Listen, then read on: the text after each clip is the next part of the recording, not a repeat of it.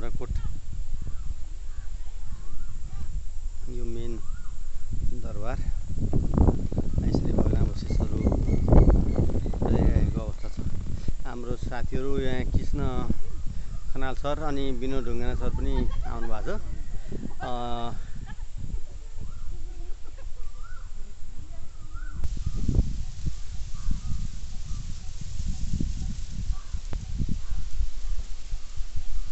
यो यस्तो हात्ती नै हात्ती भएको स्थानहरू रहेछ।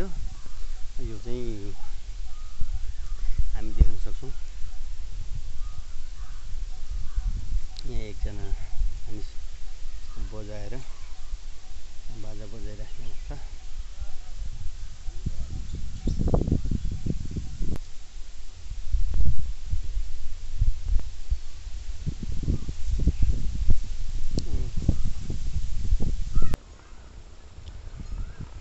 यो ठाउँबाट यो पूर्वी गेट तिलौराकोटको यही ठाउँबाट चाहिँ गौतम बुद्धले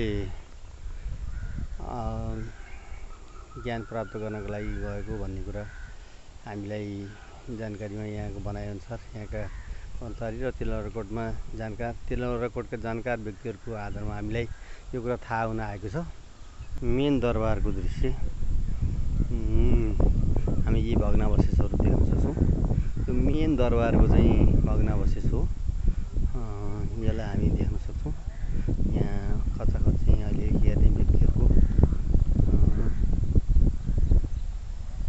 मेन दरबारको चाहिँ अवशेष त्यो उत्खननको अवस्थामै छ।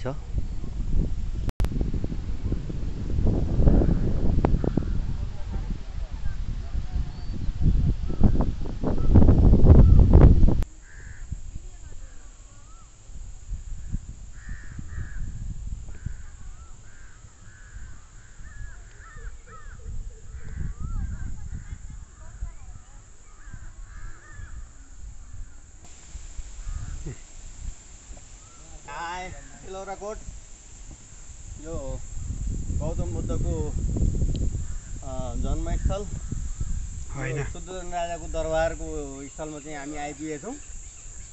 सबैले चाहिँ यसलाई लाइक कमेन्ट सेयर गरिदिनु होला। जन्मस्थल होइन, घर दरबार राजधानी शुद्धोधन राजाको दरबार रहेको ठाउँ।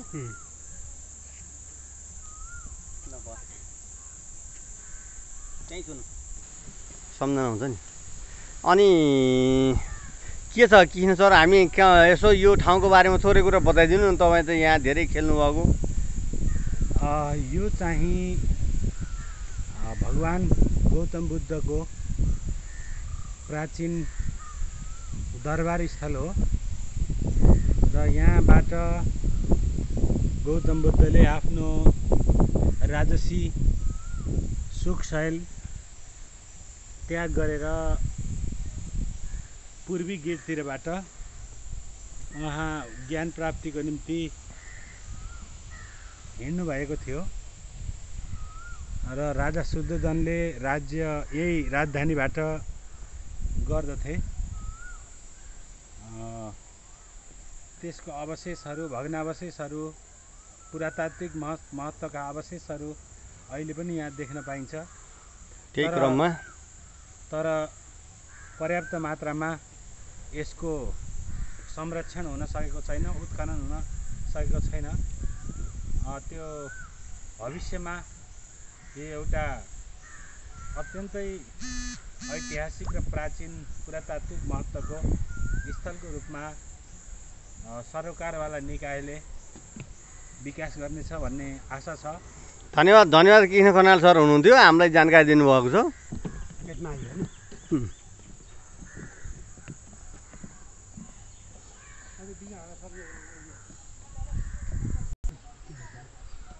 डिटेल लेखेछ त्यहाँ, फोटो खिचेर ल्याएर पढ्ने भने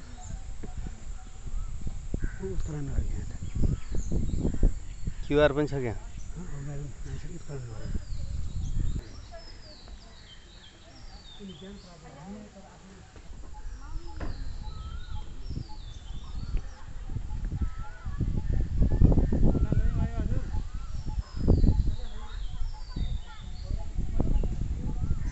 तिलौराकोटको चाहिँ गेट हो। यहाँ पनि दरबारको भग्नावशेष छ। ल छोरो सुरु भयो ल सुरु भयो